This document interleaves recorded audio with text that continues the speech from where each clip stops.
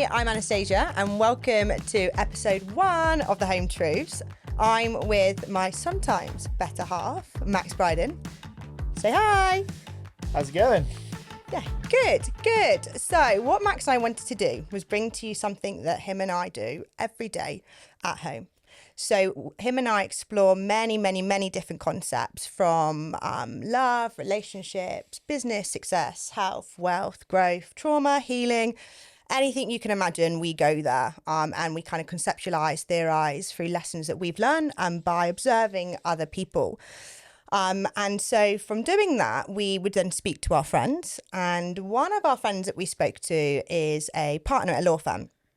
And we spent an evening with him and he said to us, do you know what? I speak to so many people. They're successful, they're emotionally intelligent, and able to articulate well. And he was like, I've never ever had as much value as I had in this conversation. Like it changed my my concept or my mindset towards so many things and helped me with so many issues that I was experiencing.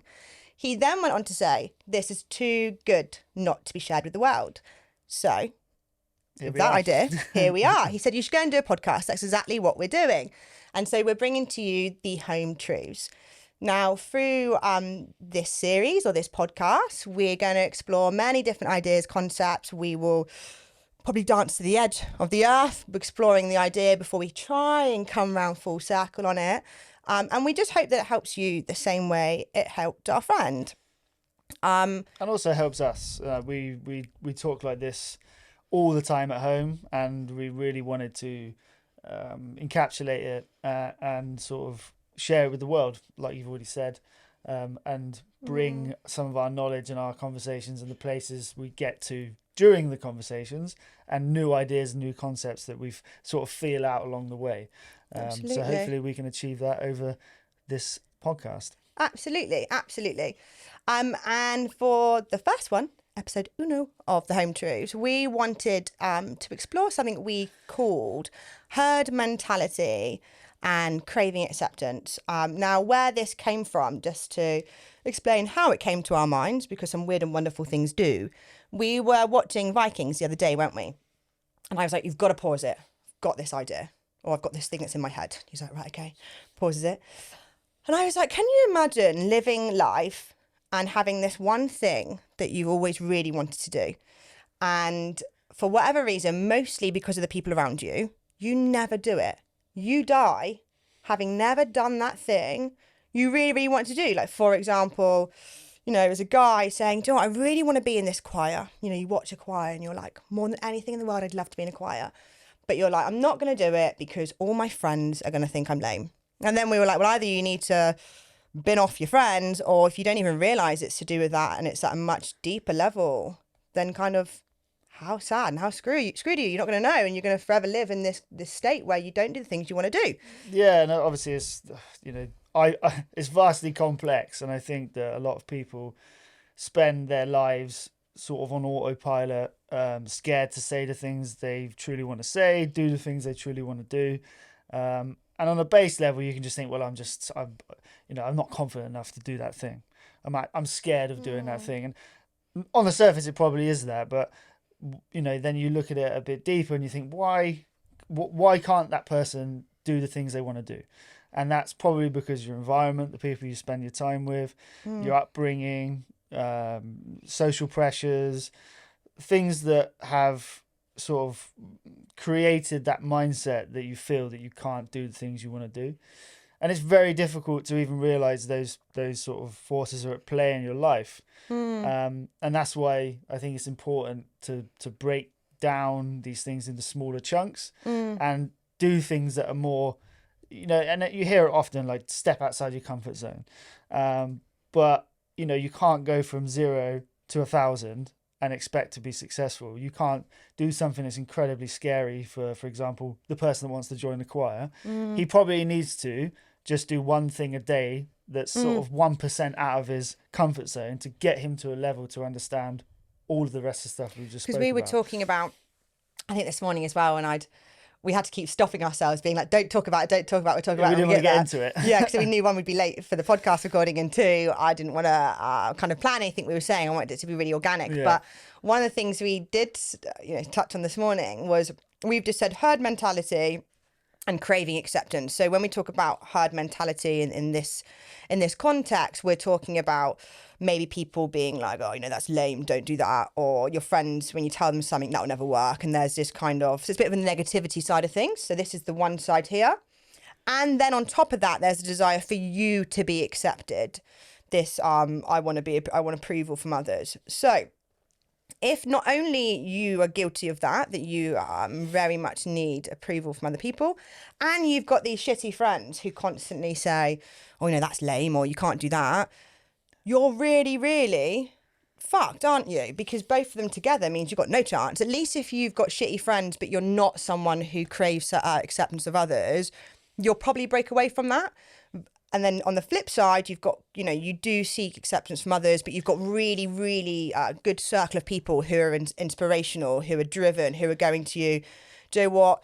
When you do happen to have the guts to say, I want to do this, they're like, yeah, go you. But if you've got both in working against each other, crappy circle, and, desire for self-acceptance, you're just fucked.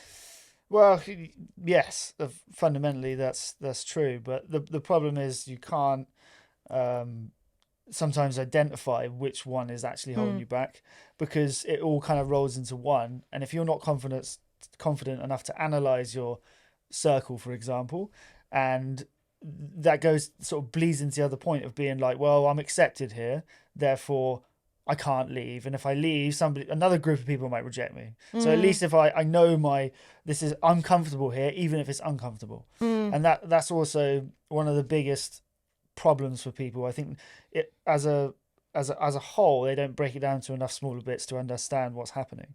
Should we try and break it down? So you were saying, let's go for the acceptance thing. When we spoke about this in Vikings the other day, and it was a good example then to use the Viking existence. When you look at the need for acceptance, you said how historically the reason why so there's like natural factors or evolutionary factors into why we feel the need to be accepted by our tribe. And thousands of years ago, if the tribe rejected you, if you were banished from the tribe, you would struggle to survive.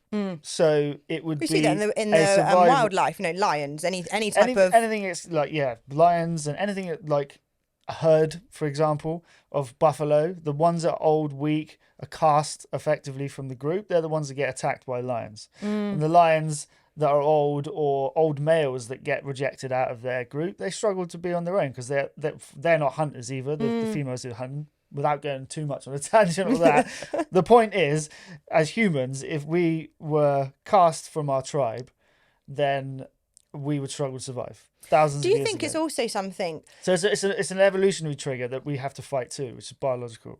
So we obviously touched on then, and if you were old or in any way, you cast aside from the tribe. But we're talking about, I guess, being a little bit odd, as in I want to do this thing that everyone else might think is odd. So I guess a way of looking at it historically might have been things like witches, things that were considered a bit odd. We don't know why you're doing that. But also, even from an evolutionary standpoint, your body doesn't distinguish those two things. It just knows rejection. If I take a risk and I put myself here, there's a chance I could be rejected, and there's a chance that I'll struggle to survive. And they know already we get rejected when we're not of use or value. That's as deep as the body can look. It doesn't actually distinguish between two different things. It just goes, I'm just scared of rejection, I better not do that.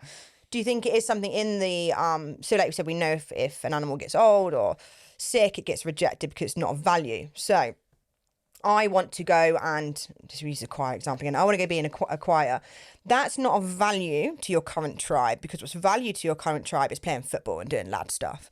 So do we think we've understood it in terms of value? If I am not of value to my tribe and doing things that they deem as valuable, then I will get cast aside. Because actually, if you were hanging around with other people in a choir, guess what? It's really valuable to them and they like choir stuff. But like a lot of people saying, a lot of things you hear is that if in between states of rejection, so like you've left your old group of friends or your old tribe and you're looking for other people. There's an in-between bit where you're walking alone. So lonely. And most people, humans, genuinely don't want to take that risk to be able, or to be able to find the next group. Because you survive in that lonely part. Yeah, that's it, isn't it? And that's why so many people, they'll leave their tribe because they have identified my tribe might be holding me back, and this herd mentality of this particular tribe isn't working for me. I'm going to wander on my own. And you get halfway down the road and you're like, shit, I don't want to be on my own. Now. And you go back and you run back to them and they take you back and they, you shouldn't see, you were silly for doing that, thinking you could do that on your own. Told you it was a bad idea. Come back. Yeah. And then all of a sudden you're stuck there even more. You never do it again. Exactly. So it's vastly complicated, and you're also fighting emotional triggers and evolutionary triggers. So it's like goes against everything that we feel and are taught by society. Now, that doesn't mean that it's right or wrong, but it just means you're going to be up against it. If you're going to go against, if you're going to do something that you feel you're going to be judged for, accept that it's going to be difficult. and that's why we said about at the start that you need to do things incrementally to adjust your body to allow you to even be successful in that thing you do that's sort of breaking away from the norm of your life. Because if you don't, you're more likely fail because you're geared up to fail. You need to gradually come round to the idea, and you need to gradually build up the confidence to actually be successful in whatever you do. So I think a lot of people, like you just said, will often do nothing, jump really far, fail, and then just fall back. Rather than going, you know what, I'm actually just going to, I'm going to look at what choirs in the area. I'm going to see if there's any about. And I'm going to go to a choir and I'm going to watch a few first. And then I'm going to try sing at home. I might even say out loud to people, what did you do on Friday night? Yeah, I went to a choir. Just test the waters. Yeah, but moving 1% each day or each incrementally towards your goal will allow you a clean transition to it being more successful or having more success. And so we've just spoken about the desire to be accepted by, let's say, person A has this desire to be accepted, and then their herd. Now, why is person B, who's in the herd, who's going, oh, Max, you loser, you wanna do that, and you wanna doesn't fit in with us. Why is person B doing that? Like, is that because they're then upholding what the rest of that herd want to do? So now you're valuable to us, Mr. B, because actually you stand up for what our tribe represents. So you're valuable. And that's why they're all jumping on board that same bandwagon of being like, oh, Max, you're a loser for doing that. It's complicated again because it depends on, obviously in all friendship groups or groups of humans, there's usually natural leaders and people that are naturally submissive. So it depends on who your natural leaders are, I guess. If they're the types of people that are tyrants or lead with an iron fist or are bullies, then that will typically radiate through the group. But again, if you are in a group of people where all the relationships are healthy, people treat each other with respect, that radiates too.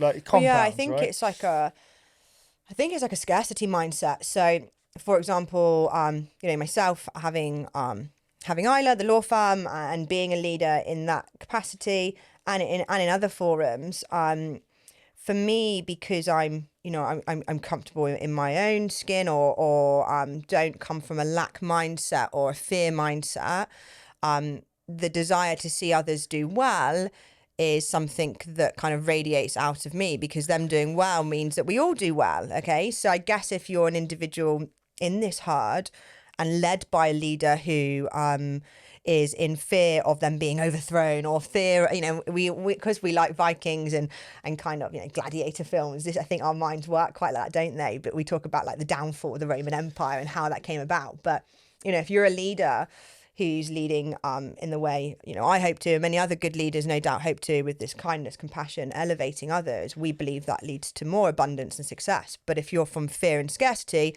hence why eventually you'll put down that person. But one day that person will break free.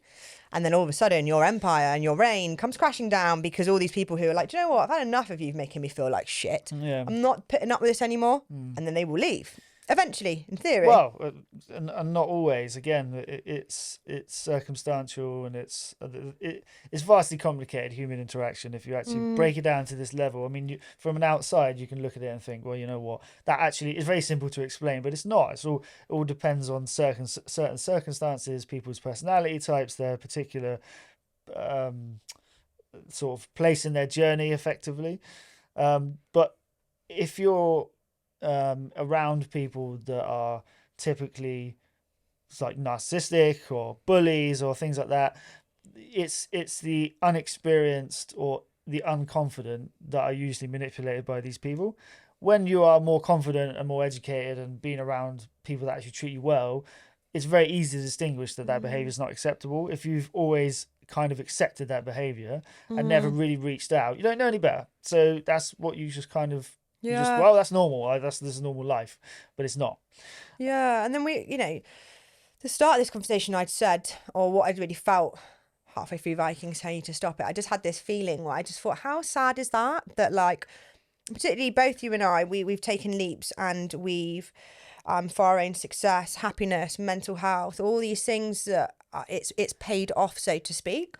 And I just thought how sad that some people will never, you're on your deathbed and you think, I just really want to do that one thing and I never did it. Well, yeah. And then how do these people then, anyone listening to this, saying, that's great, Anastasia and Max, thank you so much for all these theories you come up with.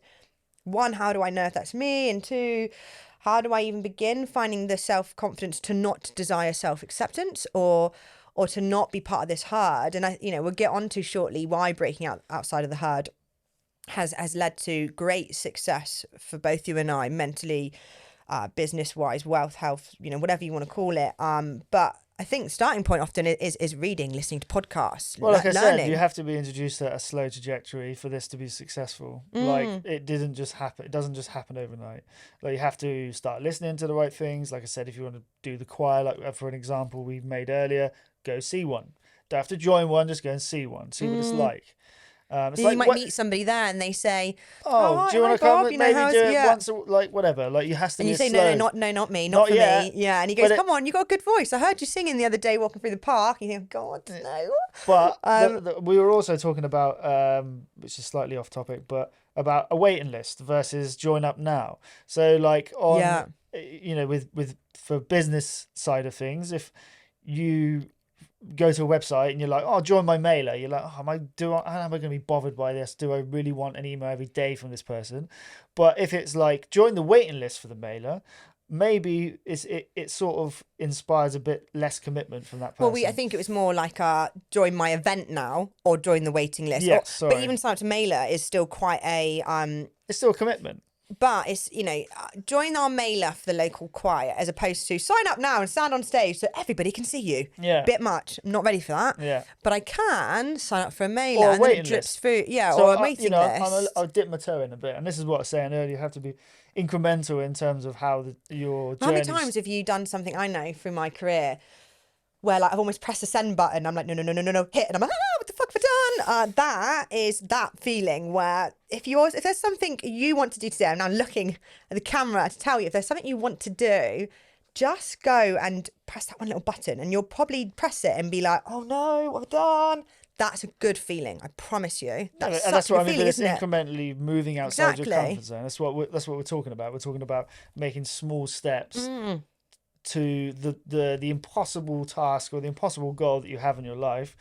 Just take the first step and then worry about the next step after that, and then worry about the next step after that. And before you know it, you look back and you go, I'm here now. How did that happen? Well, we talk about it in so kind of moving slightly away from the choir example, in business. So one of my passions is businesses. So I love So if anyone messaged me, and you can test it out if you want, and how many messages I get. Anastasia, I've got this sort of idea about this thing. All of a sudden, my mind goes into this overdrive, and I'm thinking of all these concepts, ideas of how this thing can be brought to life. But one of the first things I do is just a little step. Just maybe think about what the logo looks like. So you're not even telling anybody about it. It's nothing grand. It's just this little step of bringing something into fruition.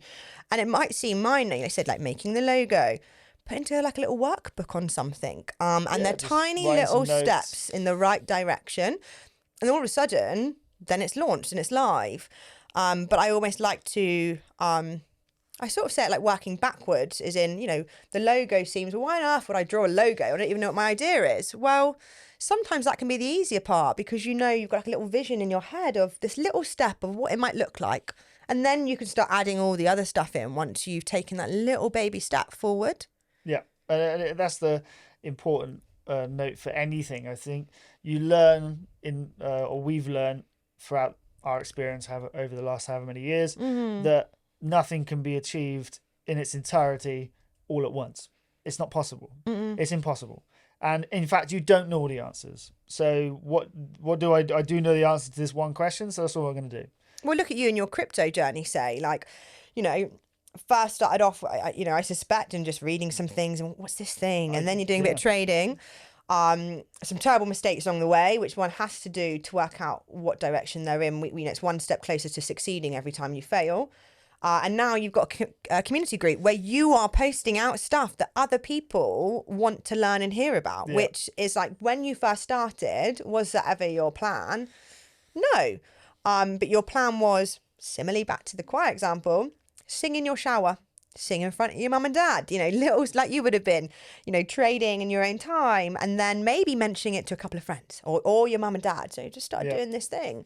And now all of a sudden, you've got a community group, people subscribe to it, they pay to subscribe to it to hear what you've got to say.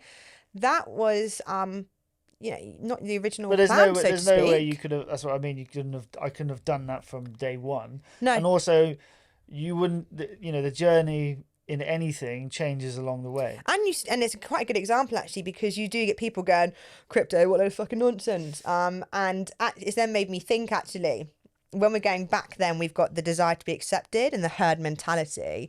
Now, in crypto, for example, you see it all the time. What a load of fucking nonsense. Why is anyone believing into this scam? Da, da, da, da.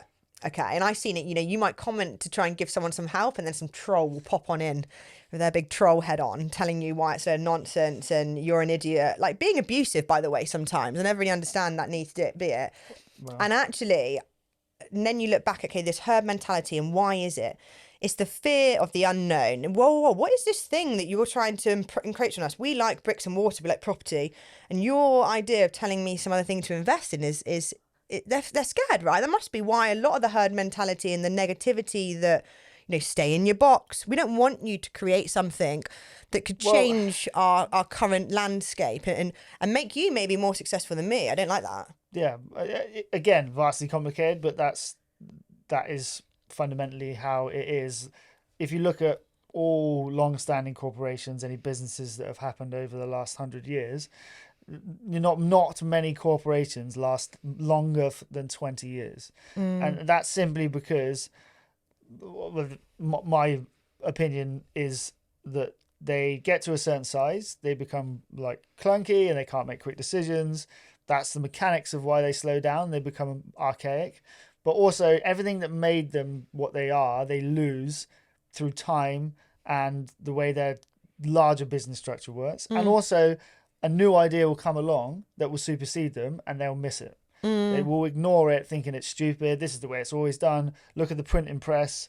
Look at radio. Look at television. Yeah, look there was at something billboards. I read on that. It was like they were laughing. It was something like the phone. It was like, why on earth would laptops. why would I need to carry that around? How stupid is that? And then like 1 year later, this business goes out of business. Yeah, well, and the first laptop came out and it looked like a bag of shit. Yeah. And everyone laughs and goes, see, look how crap that is. And then 10 years later, they've wiped the face of the earth with everything else. Yeah, Everyone's absolutely. got a laptop. Everyone's got a phone. It's the same with crypto. That's what I was sort of circling to come back round to. Crypto's the same thing. Everyone is laughing at it. They still are now. And they're ignoring the intrinsic value that blockchain technology can bring to the world. You always say if someone's laughing at it or no one else is I doing want to it, look at you want to look at it. Yeah. If other people are making fun of something today, it's not going to work. No, don't get me wrong. There's a lot of ideas that don't work. But if it's if everybody's doing it, I don't want to do it. And if no one's doing it and everyone thinks it's stupid, I want to have a look at it. Well, this was exact nail on the head with Isla. So some of you listeners who follow me on Instagram or on just general life will see that I also own a law firm called Isla. It's the UK's only law firm that does what it does. And without getting too sidetracked on what Isla is, When I went to create it, honestly, people were like laughing at me. Lawyers were laughing at me like, you cannot make a business just doing eyelay. I said it's never been done before. And I Googled it and I was like, it really has never been done before. I was like, I can't find anything in the entire world. And I was like, well, either they are right and I am a complete idiot, or I'm an absolute genius. And it's a bit of both, but you have to be a bit mad, yeah, almost outside the box. And honestly, I had people laughing like it won't work. Now I have people saying, funny enough, Anastasia, I wish I'd thought of that. What an amazing idea. And I'm like, oh, only because it's working, right? When it was an idea and it hadn't taken off, you're an idiot. It's never going to work. Absolute nonsense. What lawyer can create a law firm just doing eyelay? There's a reason why it's never been done before, Anastasia. And if I'd listened to them, I would have done it, right? And now, it's a 7-figure business. It's highly successful. It's got a big team, or a team of 13 within 2 years. And honestly, people saying to me, I wish, what an incredible idea. But what I'm trying to get at here is, are they saying it's an incredible idea just because it's worked now? So when they said it's a terrible idea, they had no evidence of that other than it never been done before. So I'm just going to say it's a terrible idea. Does that make sense? Yeah. Well, it's more that hindsight's 2020. So it's very easy after the fact to say, what a great idea, well done, when you're successful. Yeah. Of course. It's like, Yeah. of course, that's But the did they easiest say it way. was a terrible idea before because it had never been done before? So as humans, we take in evidence and we're like evidence bias. What's it called? Where you just to prove your point, and you're like, it's never been done before. Something bias. Something bias. I can't remember. I'll lose sleep over that now. Yeah. But It'll come back at some point. Because it had never been done before, they're like point proven, fail.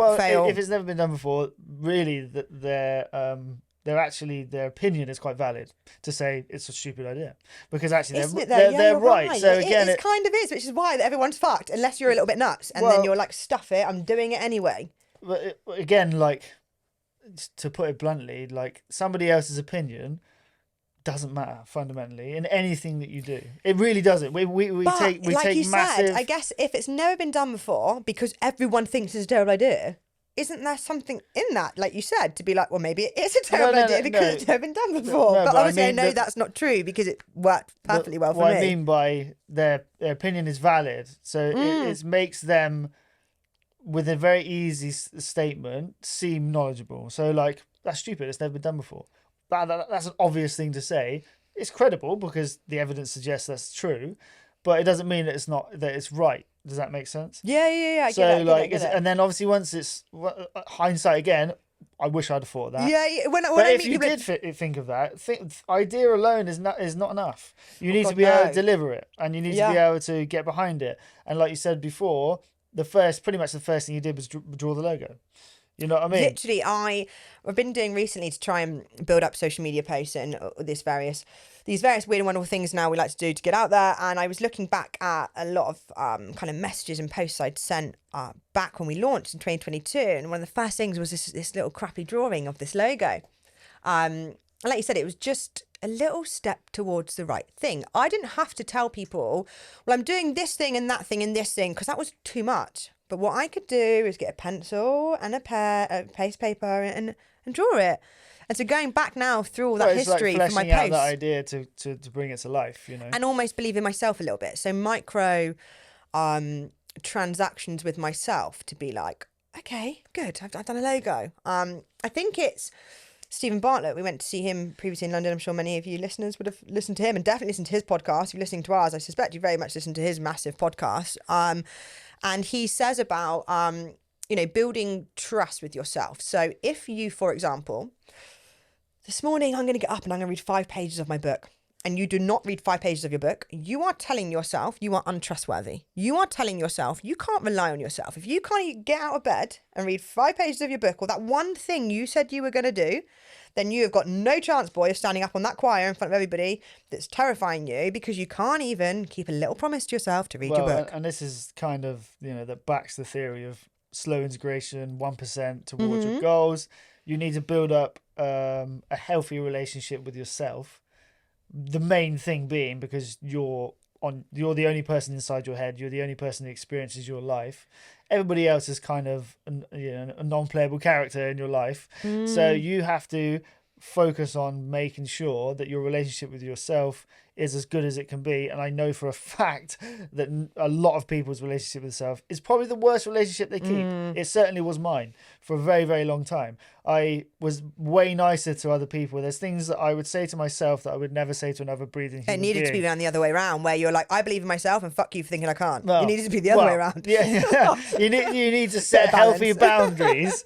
And rather than like allowing everybody else to encroach on your boundaries and you have none, it's the other way around. You should set healthy boundaries and be kind to yourself. And I think there's a bit of luck in your kind of natural state of DNA. So I wouldn't say I think I had a lot of desire to be accepted. I think it's only something actually that I've managed to shed myself off in more recent months for various other reasons that we'll cover in many other series.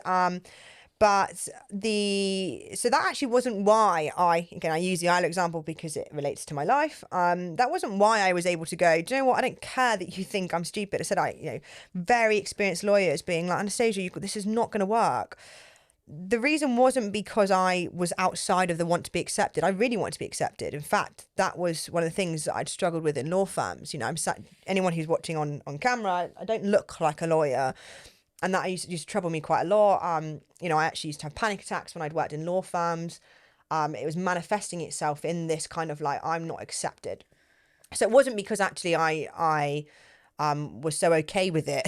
Clearly I wasn't okay with not being accepted. So that actually wasn't the what spurred me on. I think what I'm getting at is it's lucky how your characteristic is in like, for me, it was just a mission that I was on and I didn't really like being told I can't. So it wasn't actually that I didn't want a desire to be accepted. It just happened to be luck in a way that how my mindset's wired is that I don't like being told I can't do something. Yeah, there's always a biological disposition. You have a biological disposition towards certain things. Your experiences obviously craft that too. There is always going to be people that are biologically or naturally dispositioned to be better at certain things, or have a particular skill set mixed with another skill set that makes them incredible in one particular area, and other people that have to work on it daily. Just luck of how it's mixed together, really, that makes you just go, do you know what, I'm doing this thing. Yeah, depends on, like, for me, I wasn't, or it took me a long time for like being on camera like this, for example. I would really struggle to be myself and be in a natural state of being. But you even recently spoken about using a different voice. Yeah, just like even this is probably the most natural. You sound like you now. For everybody listening, he sounds like him. If you watch some of my older YouTube videos, you don't. I don't. I put on this like a showman kind of. Can you try and do it now? No, I can't. This is the thing. When it's like forced, I can't. But what I think it was, again, which is actually loops quite well back into our original subject, I wasn't my authentic self on my original videos. So if anybody judged me or said I was stupid, it wasn't the version of myself that I was portraying. But I was like, well, it's like sort of the actor version. Yeah, so you're like, it wasn't really me, so they weren't really judging me. Version. I remember you saying this. Yes, I remember you saying this before. It's like, who cares? If I put up this fake version and you don't like it, I go, oh, that version didn't work. We'll try the next one. Yeah. And actually, it doesn't hurt as much. It doesn't hurt because it's not me. It's not me. Yeah. So it's different now. When I go out there and I talk about things that are really, really me, and someone's like, fucking loser. Yeah. Like, oh, that hurt. Whereas if I was kind of pretending and saying things that I kind of know a bit fake, if you think it's a load of nonsense and think I'm an idiot or whatever, it doesn't really matter because it was never me. So then I just create a new Sims character. You dress up in different clothes and try again. But it wasn't on purpose. It was kind of my body's reaction to protect me from any future failure. Yeah. But actually, and again, I encourage this sort of looping round back perfectly into the rest of the stuff we've talked about. Over 30 videos, you'll watch some of my later stuff and it's more me. Yeah, there was the transition had to happen over that particular time. I didn't know that I was going to sound weird to begin with and end up more natural. That's just the journey I went on, right? Same with me with how I dress. So when I first started out in law, I'd always wear suits and heels, and actually I was quite happy in that state, by the way. And it was only when I started having these panic attacks and something wasn't right. So then you start kind of finding yourself a bit more and working out what you like. But, you might, I really like that song. It's a bit weird. I'm going to ignore that. And you still count ignoring it.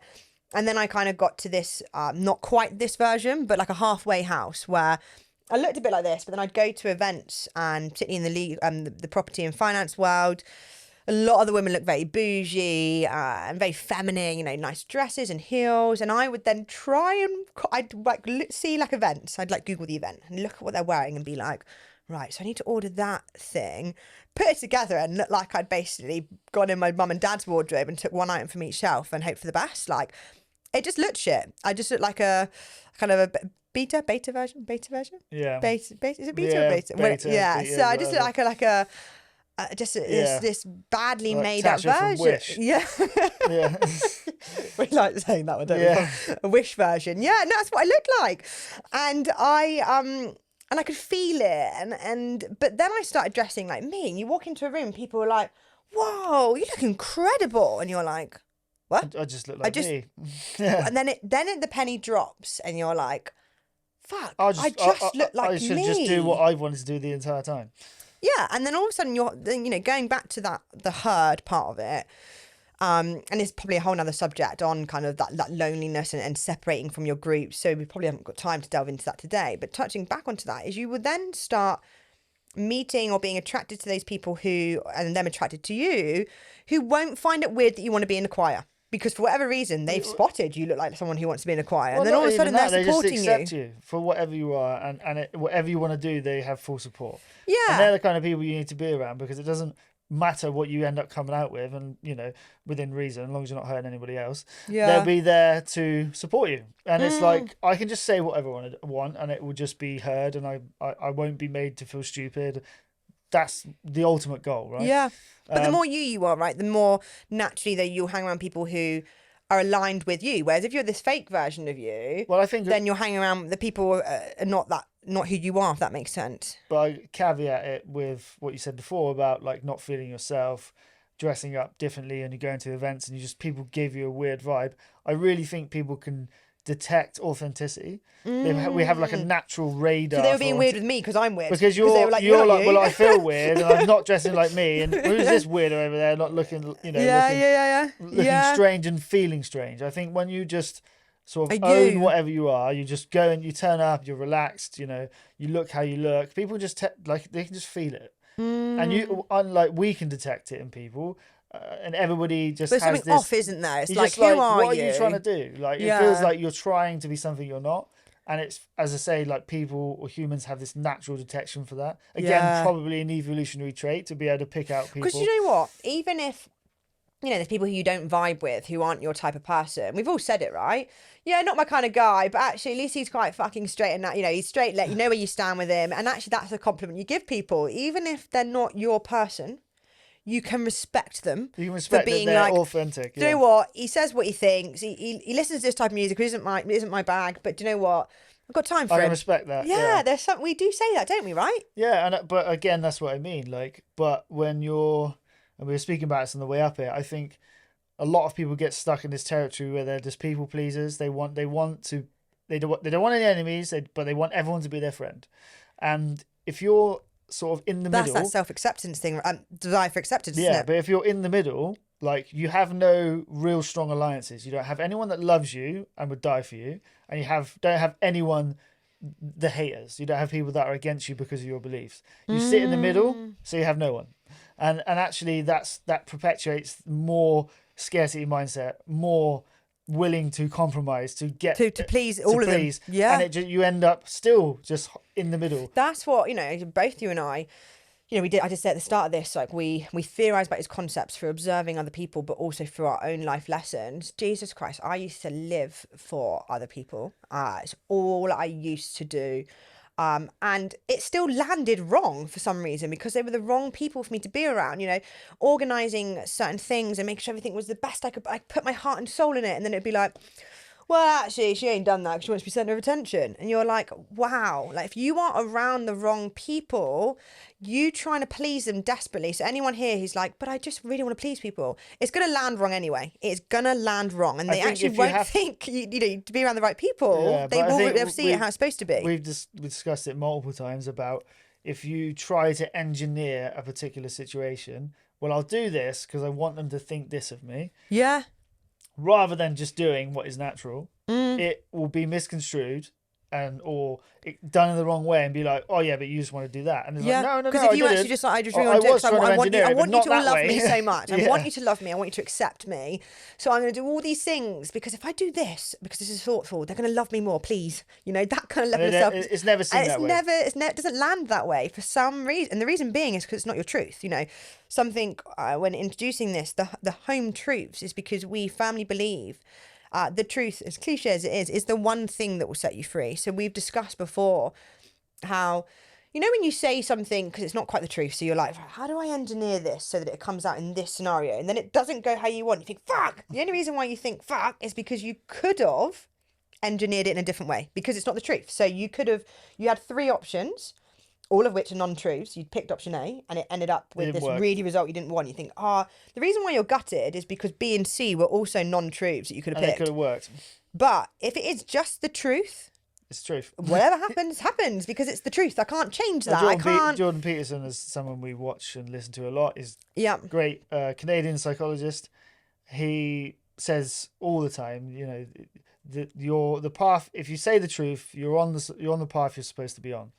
And as a consequence of saying the truth, you live the reality you're supposed to live. Yeah, and it's true. It's when you try and manufacture it that you're like, why did they react like that? Well, the reason why you're gutted is because you could have put a billion other non-truths because an infinite number exists, right? But if you'd just done the truth, that is the only thing that could possibly come from it because it's the truth. And ironically, you know, people obviously, you know, we as humans occasionally white lie. We lie to our children about Santa Claus. We lie about the Easter Bunny and things like that. No children should be watching this. Yeah. But in terms of like some culturally accepted white lies, it happens in humanity. But if you spend your life lying about things and lying to yourself about how you feel or lying to the people around you, you actually create an incredibly difficult life to maintain because you have to remember everything you said.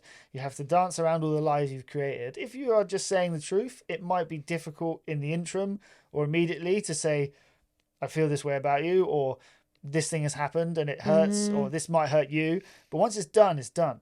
You know, and you sleep better, you know, you don't have anything on your conscience, and typically everything that manifests because of what you said to be true is the path you're supposed to be on. And that's how we operate in terms of like, I could tell you something that was the truth and it might upset you, but I know you also because we've written a code of, you know, it's not actually written by the way, but there's a code of understanding and conduct between us that I would rather hurt you and then you be able to operate from a place of knowing the truth and therefore possibly find a solution based on truth rather than me saying, well, I'm not going to tell him this in case this happened and then it going really wrong, us ending up in a situation where could have all been avoided. And often, you know, getting it out of the way and done, it isn't massive. Most of the time, it's an easy fix. But bring it back to, because we're doing that thing that I knew, this is what we said about, we'll dance around large, it's like, and Jordan Peterson says, you dance around kind of large territory to come back to where we started, which is, I mean, that is all talking about the desire to be accepted, you know, even like the desire to be accepted by your partner. I mean, something, again, I've spent my whole life doing with my partners, and so that is where the whole like, well, I won't tell them that necessarily because, you know, I want them to think that I'm good and I want them to love me, and like, Jesus Christ, if you're at that place with your partner where you want them to see the good in you and they just don't anyway, do you know what I mean? Like, you know, you've got to really ask, if you're having to do acts of certain kindness or acts above and beyond to prove to somebody your worth and therefore for them to accept you and love you, you're in trouble. You know, there should be this intrinsic thing of I see the good in you. Obviously, you do good things for me, but I see it anyway. But also, like,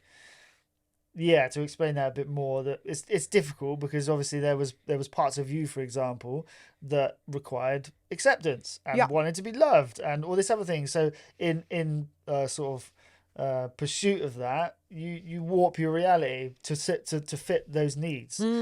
This is what we're talking about. It's vastly complex. If you don't have a good relationship with yourself, then other relationships outside of that are obviously not going to be fruitful or not going to be good. So really winding it back to sort of what the original thing was, we were saying about the 1% steps outside your comfort zone, establishing a good relationship with yourself is the groundwork you do first. And how do we think, I mean, establishing good relationships with yourself, it takes years of experience, years of practice, and internal dialogues. And it doesn't mean, by the way, if you listen to this and thinking, well, I haven't bloody started that, it's taken me forever, I'm just not going to bother. I mean, all our interactions with ourselves every day since we were kind of born is part of that journey. But there's certain tools we use, right? So for me, meditation is a massive, massive part. And certain things you can sit and I'll meditate on, and all of a sudden a tear will roll down my face, and I'm like, oh, that then is something that's causing me a pain. And then rather than put a plaster over that, look at that pain and look at it some more. And the more you look at these things within you, the more you can learn self-love and self-acceptance, and therefore stop seeking it externally. So like meditation would be my one of my biggest tips. What's yours? Exercise has been a massive one for me. It's massively helped me through darker times in my life. I've always been able to go to the gym and literally release some chemicals in your body that make you feel good. So get outside. Sauna, you like saunas, don't you? Saunas. I think that's more also like the mental thing of that way. Putting yourself in an uncomfortable situation. And when you use them, you sit there, and all of a sudden you're not going to pass out, and you're not going to pass out. Just sit there, and it's almost getting comfortable with being uncomfortable. Well, this is the point, right? Sitting into the discomfort, because all the things we're talking about now, by the way, it ain't easy. So when I have to approach an honest conversation with Max or anybody at work, my heart rate goes up. It feels uncomfortable. I'm scared. But because we are used to, maybe this also loops back around to the historic thing of, oh, I'm scared, I'm frightful of that, run. Okay, that's your fight or flight, which is what used to save us from big tigers who were going to kill us. And now, you still should feel uncomfortable. So when I go to approach conversation, I'm going to speak the truth. If it doesn't feel that nice, my tummy feels funny, I'm scared of what's going to happen. But the more and more I keep feeling uncomfortable and doing it anyway, and the more actually it turns out okay, or how it was supposed to, is the more I learn to trust that feeling. Whereas back in the olden days, if you got that feeling, you better fucking run, because I bet you something's watching you and is going to kill you. Yeah, that's where that's... Yeah, of course. And to caveat that feeling never goes away, because this is just like how your body works. We don't, you see these ultra successful people, you see people that are Buddhas and monks and things like that. They don't become superhuman. They just are incredibly good at controlling their body and their reactions to things. That's still why react. Things like the saunas. Yeah, ice baths. If everyone's wondering, what ice bath shit that everyone keeps banging on about, this is what they're talking about. And sometimes I keep seeing these posts on LinkedIn, fuck the 5amers who get up and do their ice baths. Okay, I don't get up at 5am, by the way, at all.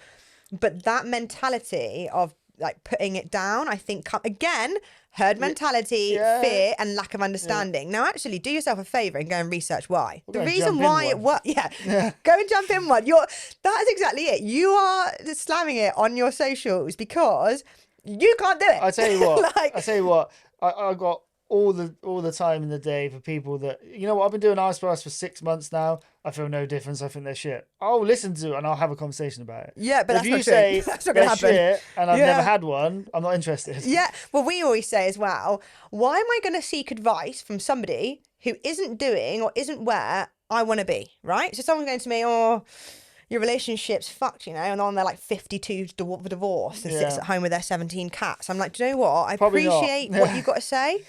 No, I don't. No, I don't. I'm not even going to be nice. I don't appreciate what you've got to say. I don't value what you're telling me. So when I hear this on LinkedIn, I saw it the other morning and I just thought, like so much hate. Like I can hear it like spewing off your page. And the reason why is, do you know what? If you don't want to do it, don't do it. But do you know the science behind it? What it's doing is teaching your body, as you know, because we do them. When you sit down, you're like, fuck, I'm scared. And you breathe and you sit down. My body's just gone, I can do it. I can do hard things. And I'm not dead as well. And I survived. Yeah. So when I come to have that conversation with you or whoever and I breathe and I turn to you and I tell you something, I've learnt that every time I do an ice bath, by the way. That's what that's doing. For anyone who's like, it's losers who do it. Ice baths, saunas, So the gym and also another thing which is probably not talking about as a lot, but I do sort of through fishing, which has kind of happened. I've got my own fishing channel, as you probably know if you've seen anything that we do online. You see we're fishing all the time. Is before you, but even like I went to Norway, for example, the other week, and I spent a lot of time on my own. Spent a lot of time on my own outside, fishing does that for me, and I spend a lot of time with myself. And something I also highly recommend for people that are struggling in the modern world, just go and sit somewhere in the wilderness for 9 hours on your own. I Yeah. promise you there'll be some things that you'll need to deal with that will come up. Yeah, there was a And then you'll podcast know. I was listening to the other day, and they were saying like he just sits on the end of his bed. Just anyone ever done that? I mean, you must have done. You sit on the end of your bed and you just stare for hours. And actually, that's a good thing. Just sit on your own. I mean, I get it quite a lot when I'm driving my car. I start driving my car and I'll just start crying. And I'm like, wow, there's something going on here today, isn't there?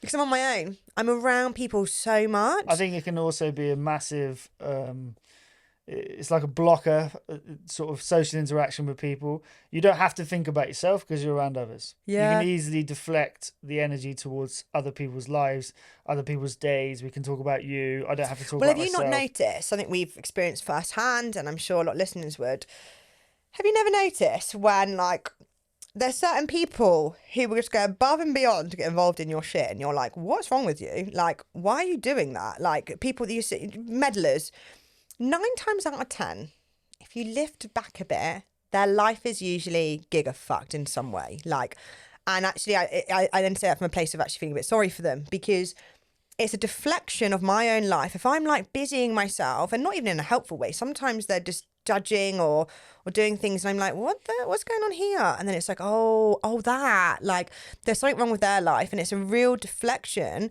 Sort of, again, going back to the herd mentality, and why is Bob, Dan, Sam, whoever's in this little group of people saying, Max, that's lame that you want to go and do the choir. It's a deflection on their own life that they would really, really love to go and do some horse riding or some ballet or some football. It doesn't really matter. I'm not particular about it, but they're worried about what their friends will think. So if we deflect from my life and focus on you, it doesn't make me feel so bad anymore, right?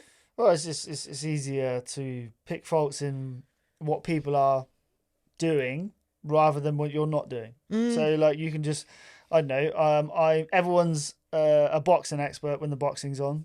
Everyone's a football expert when the Euros are on, and I would have done this and I should have done that. Obviously, I don't really follow football, but the poor manager I was listening to, he gets crucified by everybody in the nation, which is, again, you can see it as a typical trait in humans in general. Yeah. They are experts, but they weigh 40 stone. They've never kicked a ball in their life. I know. as an example. Yeah. So like we are very good at saying, well, like I would have done that when you see the thing that they did go wrong, rather than when it goes right, congratulating them. It's very easy just to pick faults. That's what we do as humans. It happens in all different aspects of life. Sport is a very good example. You can see it happen all the time. Boxing's one, football's another. And also you can just take that with a pinch of salt, because if your advice would have been so good, then why aren't you doing what this person's doing? Why aren't you sat where Gareth Southgate is? Because you're not as good as him. Hasn't he left now anyway? Did I read that? Know. I mean, we don't follow I'm football, do terrible we? at football. Yeah. So yeah. Well, I mean, I said I was sat in my car and I could hear people. This was before the finals as well, and people, just like, and I wasn't aware of this because I don't follow football. And there was all these different voiceovers, man, woman, coming on the radio and just talking about him and criticising him. And it's like, what hope do you think they've got of winning now, when the person who leads them or makes these strategic decisions is being slammed all over the world? Yeah. And so actually going then back to herd mentality, desire to be accepted, you've got somebody who in that position, leading a team to one of the the biggest events of the year, or how many years for football, and is still subjected to this concept we're talking about, herd mentality, saying you can't do that, you're a load of rubbish. No. And then this desire to be accepted. So it's pulling on him. What do I say? What do I do? Because I did hear him say somewhere, it hurts.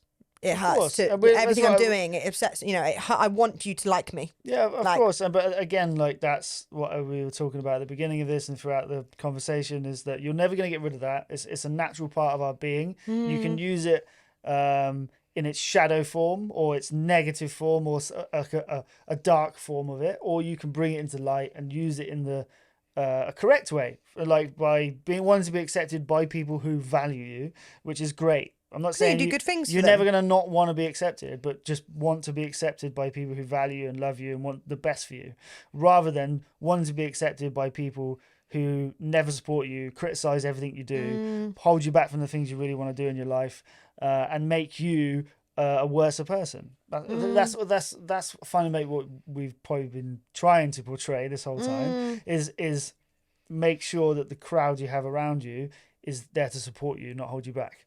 And I think that's probably like that's what we've been trying to get at. It's very difficult in life in general to find those people.